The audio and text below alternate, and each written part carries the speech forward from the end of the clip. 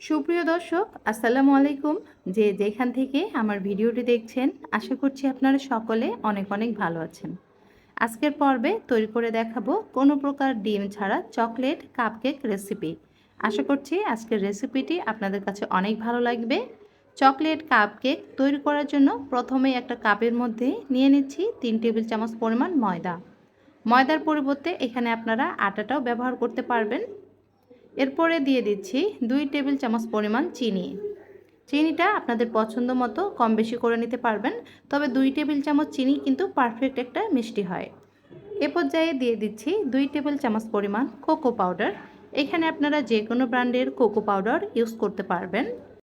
দিয়ে দিচ্ছি হাফ চা চামচ পরিমাণ বেকিং পাউডার, সাথে আমি 1 চিমটি লবণও দিয়ে দিয়েছি। এখন এই সবগুলো শুকনো উপকরণ একসাথে ভালোভাবে মিক্স করে নিচ্ছি।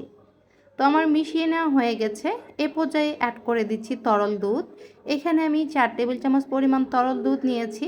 পুরো দুধটাকে একসাথে দিচ্ছি না, প্রথমে অর্ধেকটা দিয়ে ভালোভাবে মিশিয়ে নিই। এরপর পরবর্তীতে আমি বাকি অর্ধেকটা দুধ দিয়ে দিচ্ছি। দুধটাকে কিন্তু আগে থেকে জাল করে কিছুটা ঘন করে নিতে হবে। চাইলে এখানে তরল দুধের পরিবর্তে আপনারা গুঁড়া দুধও ইউজ করতে পারবেন, তবে সেক্ষেত্রে আপনারা নর্মাল পানি দিয়ে দিবেন, তাহলেই হয়ে যাবে। এ পর্যায়ে দিয়ে দিচ্ছি আমি বাটারটা দিয়ে আবারও ভালোভাবে মিক্স করে নিচ্ছি। বাটার না থাকলে সেক্ষেত্রে আপনারা ঘি ইউজ করতে পারবেন। এছাড়া ঘি না থাকলে আপনারা এখানে 1 টেবিল চামচ পরিমাণ তেল ইউজ করলে হয়ে যাবে। দিয়ে দিচ্ছি হাফ চা চামচ পরিমাণ এখানে চকলেট এসেন্সের পরিবর্তে ভ্যানিলা এসেন্সও ইউজ করা যাবে। তো সবগুলো উপকরণ একসাথে মিশিয়ে নিয়ে সবশেষে দিয়ে দিচ্ছি চকলেট চিপস।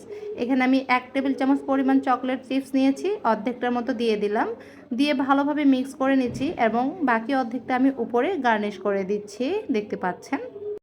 তো আমার কেক তৈরি করার জন্য ব্যাটারটা কিন্তু এখন পুরোপুরি রেডি হয়ে গেছে। কেকটাকে আমি ওভেনে জাস্ট 1 মিনিটের জন্য বেক করে নেব। খুব বেশি সময় লাগবে না, 1 মিনিটের মধ্যে কিন্তু এই কেকটা হয়ে যাবে। তো দেখতে পাচ্ছেন 1 মিনিট পরে আমার কেকটা কিন্তু হয়ে গেছে, আর অনেক সুন্দর একটা কালারও হয়েছে। এখন ওভেন থেকে কেকটাকে আমি বের করে নিচ্ছি। তো কেকটা এখন আমার পুরোপুরি ঠান্ডা হয়ে গেছে। আশা করছি আপনারা দেখে বুঝতে পারছেন কেকটা কতটা পারফেক্ট হয়েছে। আসলে ডিম ছাড়া যে এত সুন্দর কেক হয় সেটা কিন্তু ভাবাই যায় না।